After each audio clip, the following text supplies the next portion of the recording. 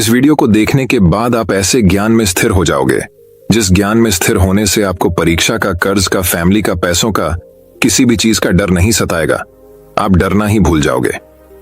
ऐसी सीख गौतम बुद्ध ने कई सालों पहले उस वक्त की पीढ़ी को क्यों दी थी? इसके पीछे का रहस्य क्या है?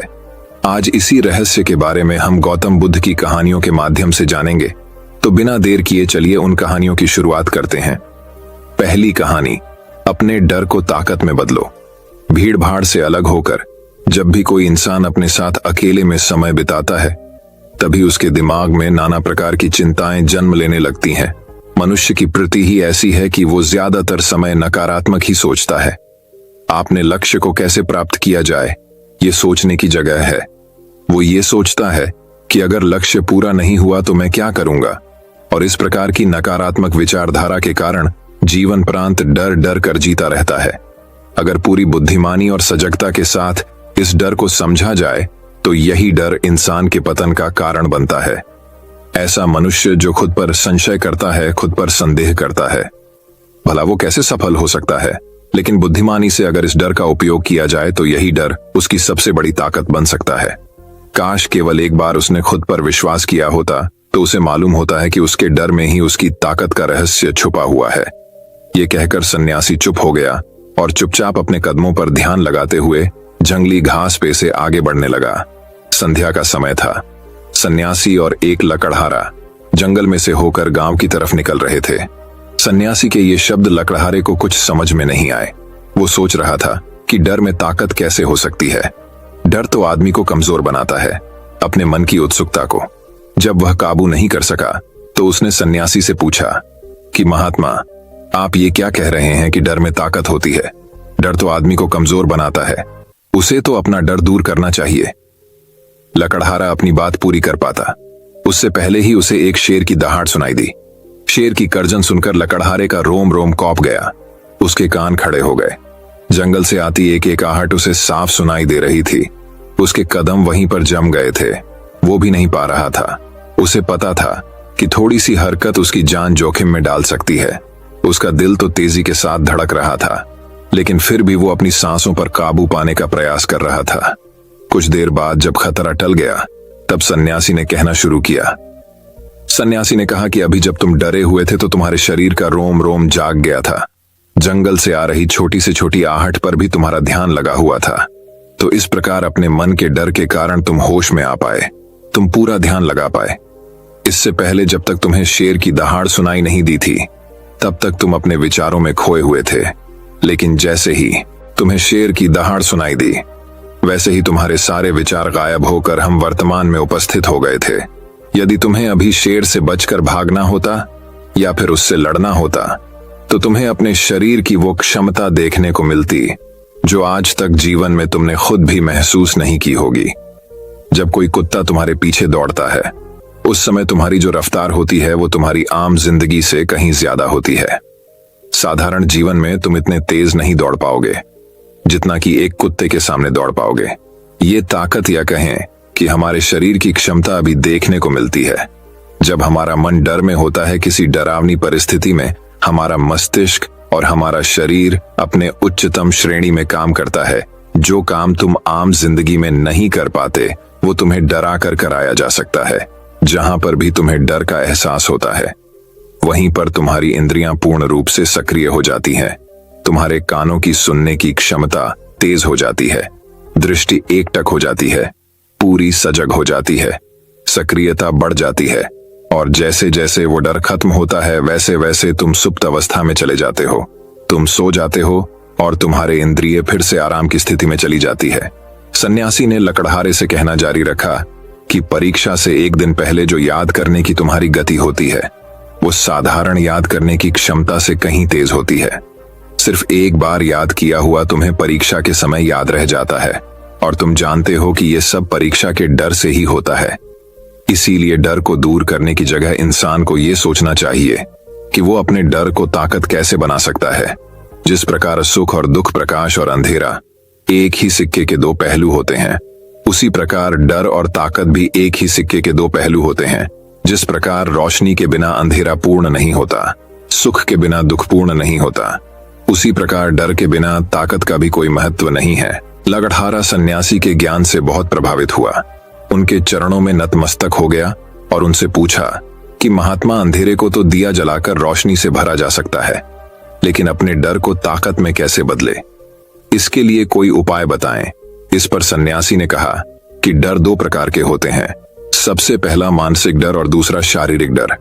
सन्यासी ने लकड़हारे को समझाते हुए कहना शुरू किया कि मान लो तुम्हें जंगल से होकर गुजरना है और अचानक तुम पाते हो कि तुम्हारे मन में शेर का ख्याल आ गया। अभी तक प्रत्यक्ष रूप में शेर तुम्हारे सामने नहीं आया है ना? उसकी दाढ़ सुनाई दी है, मतलब दूर दूर तक कोई संदेशा नहीं है कि जंगल में शेर मौजूद है, लेकिन शेर का ख्याल आने से तुम्हारे मन में एक डर पनप गया। अब तुम्हारा उठने वाला एक एक कदम उसी डर से अभिभूत होगा।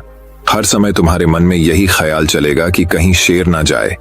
ये शेर वर्तमान में तुम्हारे सामने नहीं है, यह तुम्हारी बहुविषय की कल्पना है। इसी प्रकार जो मनुष्य अतीत और भविष्य की चिंताओं में डूबा रहता है, वो मानसिक डर का शिकार होता चला जाता है। इसी विडंबना के कारण वो अपने जीवन में जीतने भी निर्णय लेता है। वो सारे मानसिक डर से ग्रसित होते हैं। इसीलिए ज्यादातर मनुष्य पूर्ण रूप से अपने निर्णय पर भरोसा नहीं कर पाते हैं, और यही निर्णय या फिर फैसले जो आधे मन से लिए जाते हैं, मनुष्य के कार्य को पूरा नहीं होने देते। लेकिन यह भी सत्य है कि मानसिक डर के कारण ही इंसान अपनी तैयारी पूरी करता है।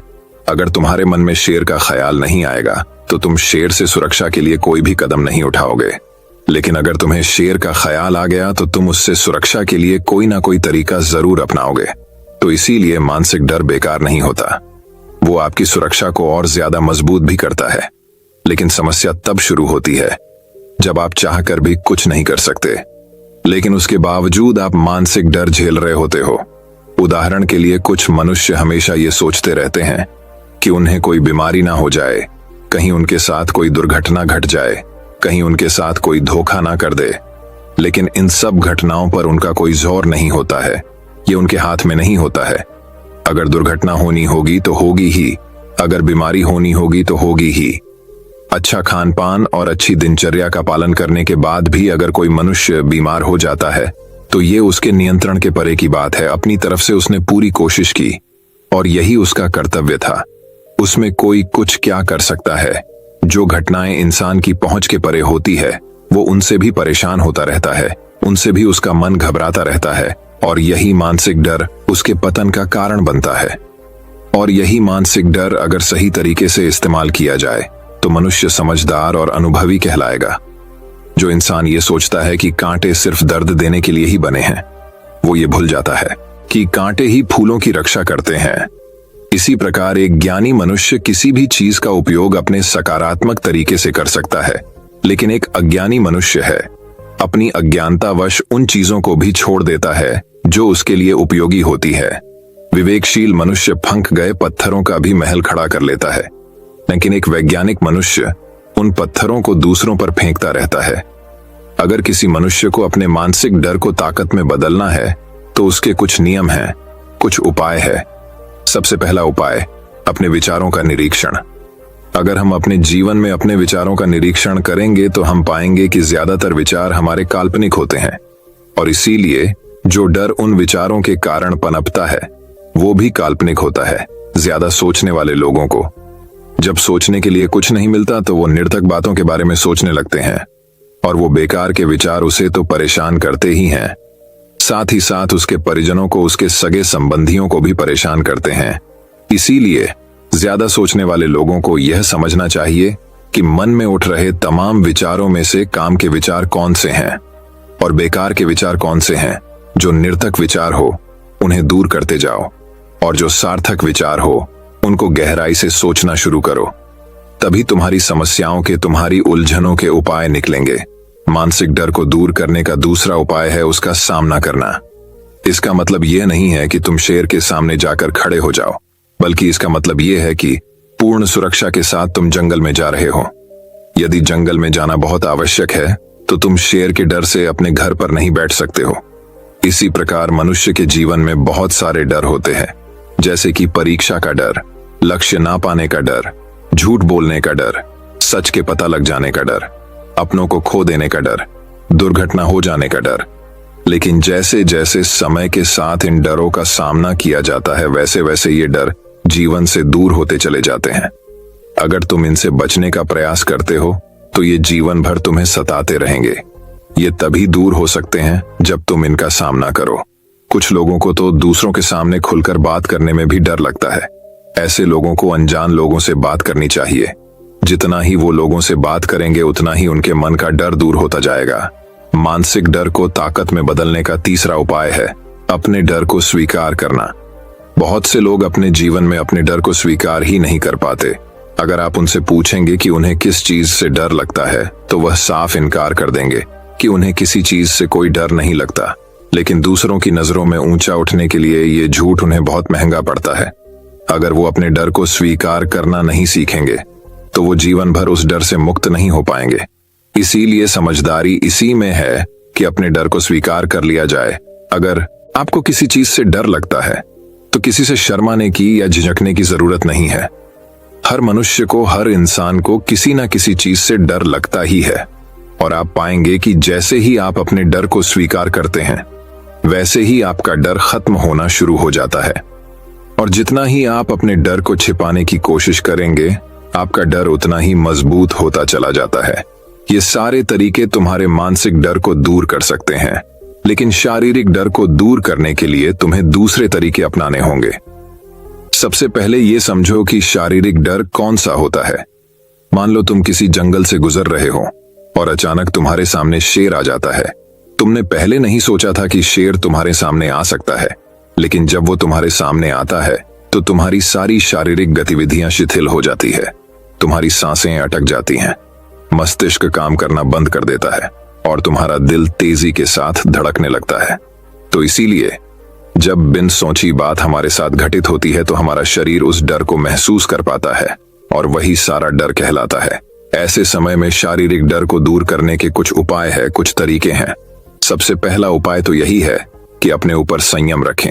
जब किसी मनुष्य के साथ बिन सोची बात घटती है तो सबसे पहले उसका संयम टूट जाता है और संयम टूटने के साथ उसका मस्तिष्क काम करना बंद कर देता है और इसी वजह से सोचने और समझने की प्रक्रिया भी रुक जाती है, क्योंकि हमारा शरीर उसी प्रकार कार्य करेगा जिस प्रकार हमारा मस्तिष्क उसे निर्देश देगा।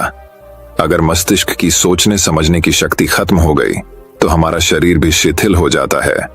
तो इसीलिए अगर कठिन समय में मनुष्य अपने ऊपर संयम रखता है तो उसका मस्तिष्क सही तरीके से काम करता है और वो सही निर्णय लेकर उस परिस्थिति से तत्काल बाहर आ सकता है। यहाँ पर दूसरा उपाय समझने का ये है कि जीवन में कुछ भी घटित हो सकता है। जीवन बड़ा चमत्कारिक होता है। वो हमारी सोच के अनुरूप नहीं चलता, बल्कि उसमें कुछ भी हो सकता है और यही जीवन की खूबसूरती होती है। अगर आपको आज ही पता चल जाए कि आने वाले 10 साल में क्या होने वाला है तो आपकी जीवन में से रुचि खत्म हो जाएगी। लेकिन अगर जीवन एक रहस्यमयी किताब की तरह बना रहेगा तो आप अपने जीवन से कभी नहीं थकेंगे। आपका जीवन आपको आश्चर्यचकित करता रहेगा। इसीलिए यह समझो कि जीवन में कुछ भी घटित हो सकता है, तुम्हारी सोच से परे भी घटित हो सकता है। इसीलिए कुछ अनुमान मत लगा लेना किसी सोच को लेकर।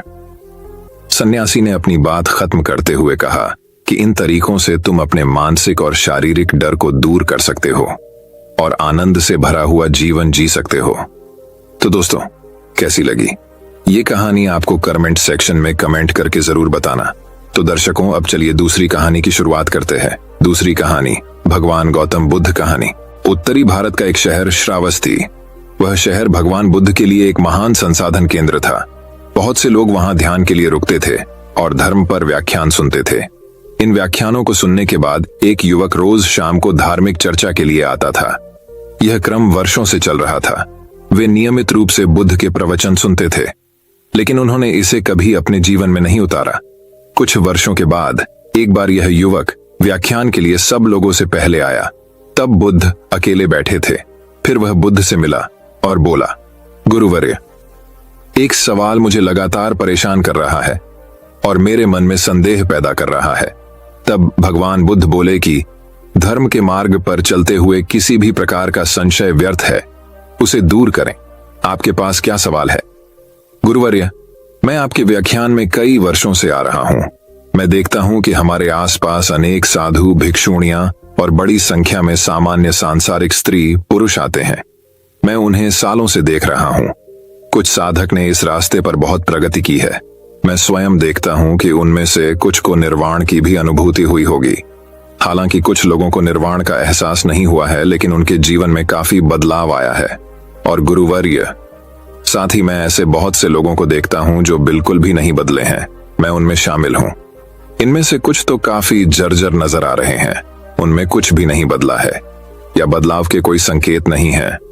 गुरुवर्य, ऐसा क्यों हो रहा है? आप जैसे शक्तिशाली, निर्वाण, साक्षात्कारी, दयालु संत को उन्हें मुक्त करने के लिए अपनी शक्ति और करुणा का उपयोग क्यों नहीं करते? महापुरुष भगवान बुद्ध मुस्कुराए और युवक से पूछा, तुम कहां रहते हो? आपका मूल गांव कौन सा है? गुरुवर्य, मैं इस कौशल साम्राज्य की राजधानी श्रावस्ती में रहता हूं। युवक बोला, परंतु देखने से हमें यह नहीं लगता कि तुम इस क्षेत्र के निवासी हो, तो तुम मूल रूप से कहां के हो? भगवान बुद्ध ने युवक को पूछा। गुरुवर्य, मैं मूल रूप से मगध देश की राजधानी राजगिरी का रहने वाला हूं। तो क्या तुमने राजगिरी से नाता तोड़ लिया है? नहीं गुरुवर्य, मेरे कई रिश्तेदार हैं वहां, मेरे दोस्त और परिवार वाले वहां हैं और मेरा बिजनेस भी वहीं है। तो निश्चित रूप से अक्सर श्रावस्ती से राजगिरी जाते होंगे। हाँ गुरुवर्य, साल में कई बार राजगिरी जाता हूं और श्रावस्ती को लौटता हूं। कई बार एक ही रास्ते से जाकर आपको इस रास्ते का सब ज्ञान होगा और आप यहां से राजगिरी का रास्ता अच्छी तरह जानते होंगे।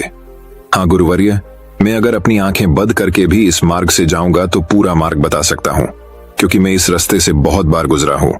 सभी करीबी दोस्त और रिश्तेदार जानते हैं कि मुझे राजगिरी की सड़क का पूरा ज्ञान है। तब भगवान बुद्ध बोले कि जब ये लोग राजगिरी जाना चाहते हैं तो वे आपसे इस मार्ग के बारे में पूछते हैं। क्या तुम उनसे उस मार्ग के बारे में बातें छिपाते हो? क्यों साफ साफ रास्ता बताते हैं ताकि वे समझ सकें? क्या यह संभव है?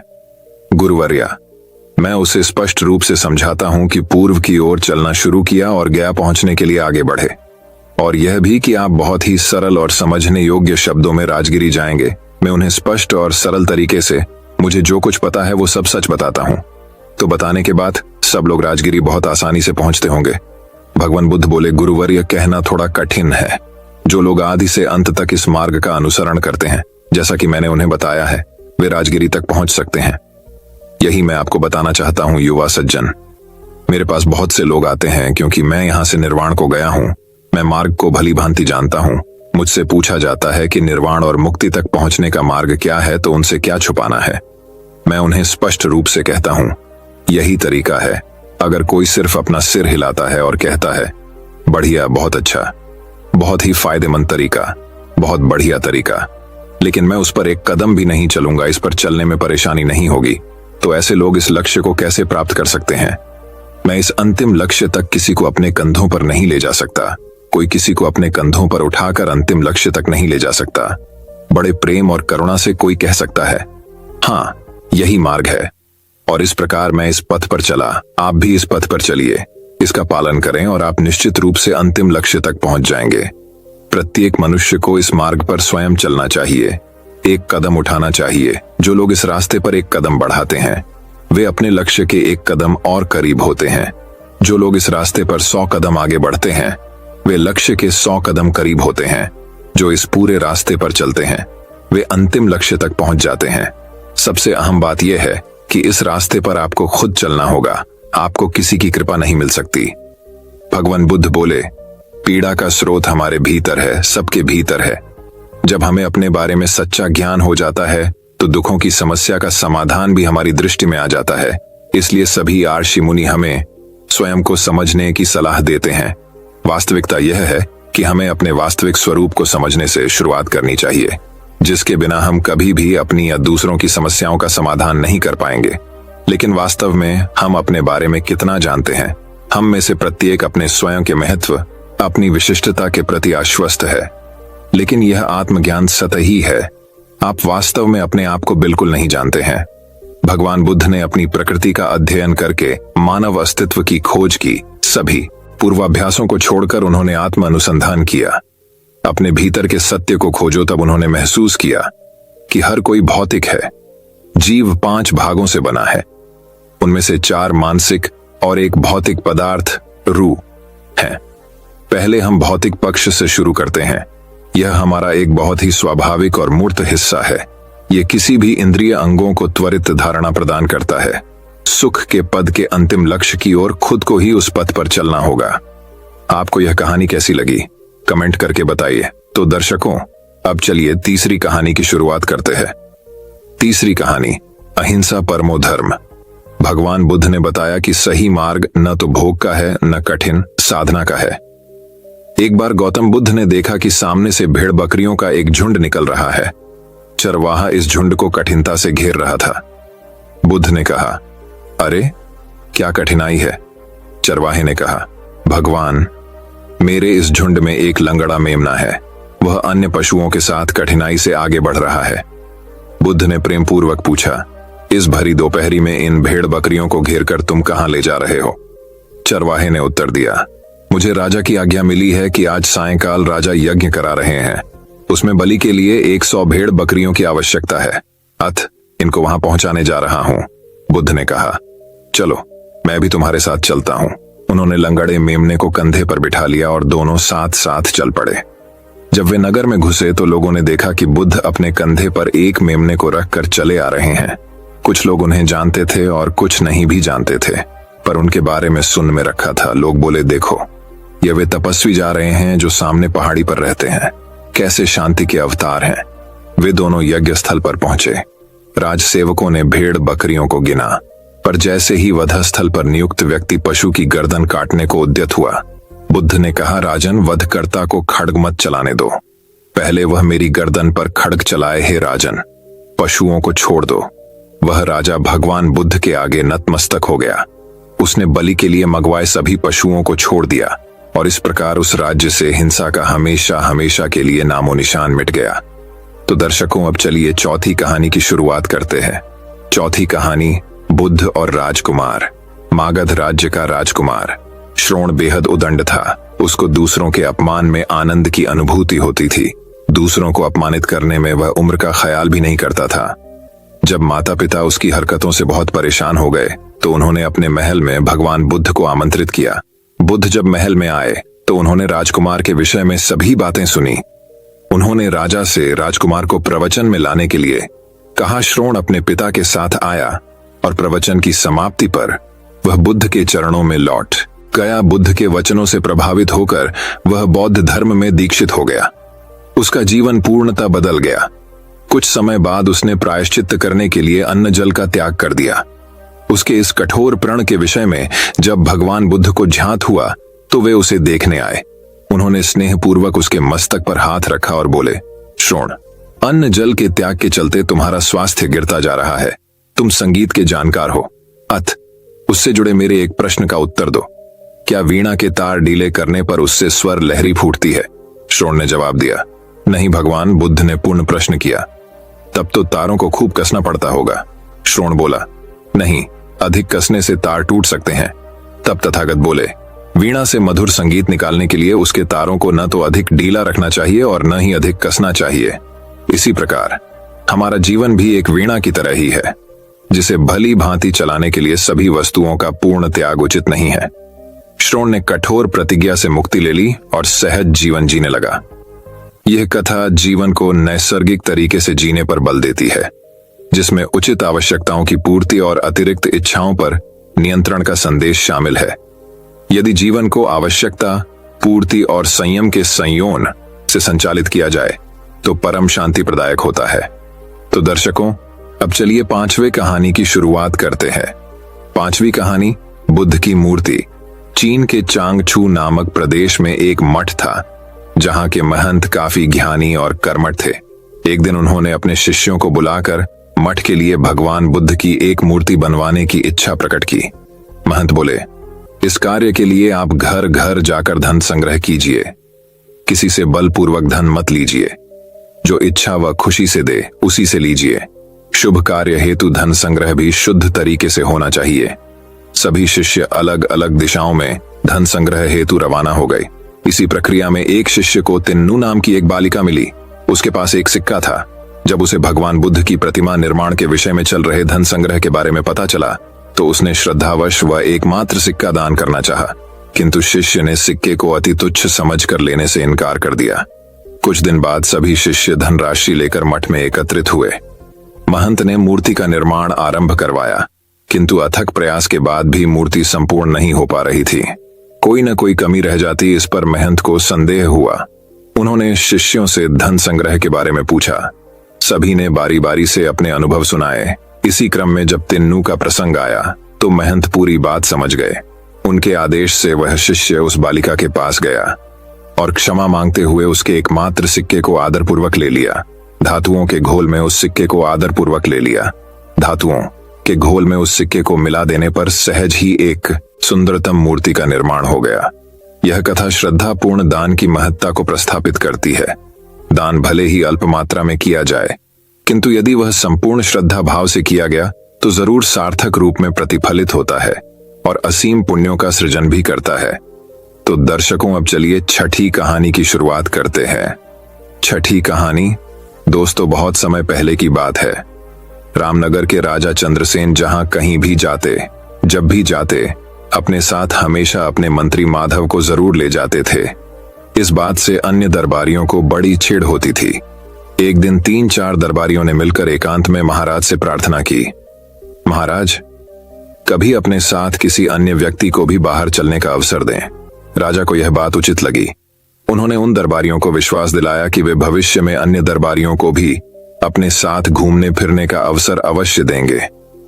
एक बार जब राजा चंद्रसेन वेश बदलकर कुछ गांवों के भ्रमण को जाने लगे तो अपने साथ उन्होंने इस बार माधव को नहीं लिया, बल्कि उसकी जगह 2 अन्य दरबारियों को साथ ले लिया। घूमते घूमते वे एक गांव के खेतों में पहुंच गए। खेत से हटकर एक झोपड़ी थी जहां कुछ किसान बैठे गपशप कर रहे थे। राजा और अन्य लोग उन किसानों के पास पहुंचे और उनसे पानी मांगकर पिया। फिर राजा ने किसानों से पूछा, कहो भाई लोगों, तुम्हारे गांव में कोई व्यक्ति कष्ट में तो नहीं है? अपने राजा से कोई असंतुष्ट तो नहीं है? इन प्रश्नों को सुनकर गांव वालों को लगा कि वे लोग अवश्य ही राज्य के कोई अधिकारी गण हैं। वे बोले, महाशय, हमारे गांव में खूब शांति है, चैन है, सब लोग सुखी हैं।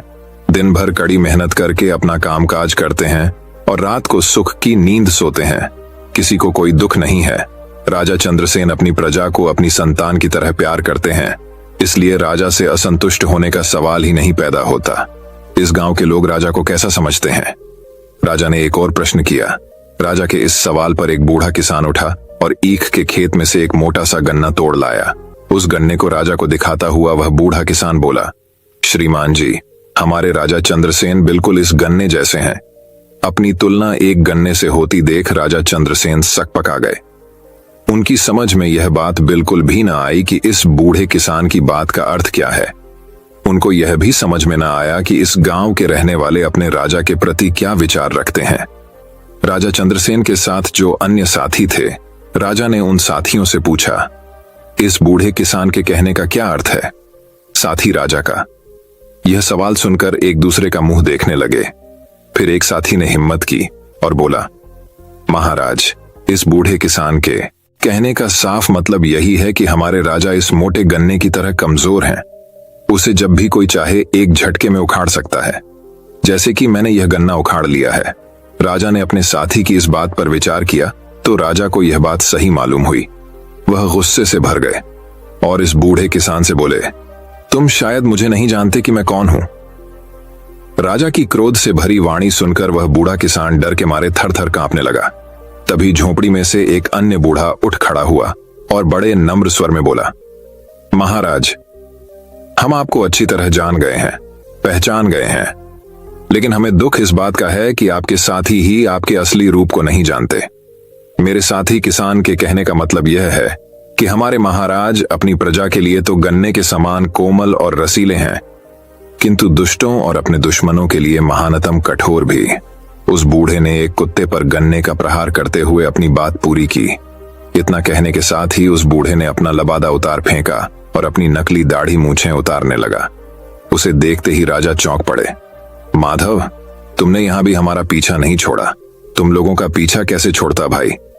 अगर मैं पीछा न करता तो तुम इन सरल हृदय किसानों को मौत के घाट ही उतरवा देते, महाराज के दिल में क्रोध का ज्वार पैदा करते। सो अलग, तुम ठीक ही कह रहे हो माधव। मूर्खों का साथ हमेशा दुखदाई होता है, भविष्य में मैं कभी तुम्हारे अलावा किसी और को साथ नहीं रखा करूंगा।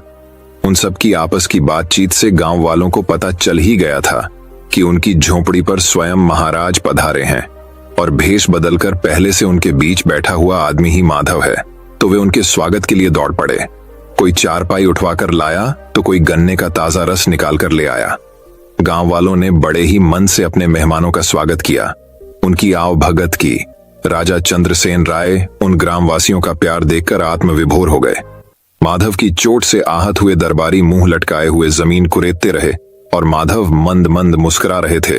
दोस्तों, इस कहानी से हमें यह सीख मिलती है कि बुद्धिमान व्यक्ति के साथ रहना जीवन में जरूरी है, क्योंकि मूर्ख व्यक्ति हमेशा आपको गलत राह ही दिखाएंगे।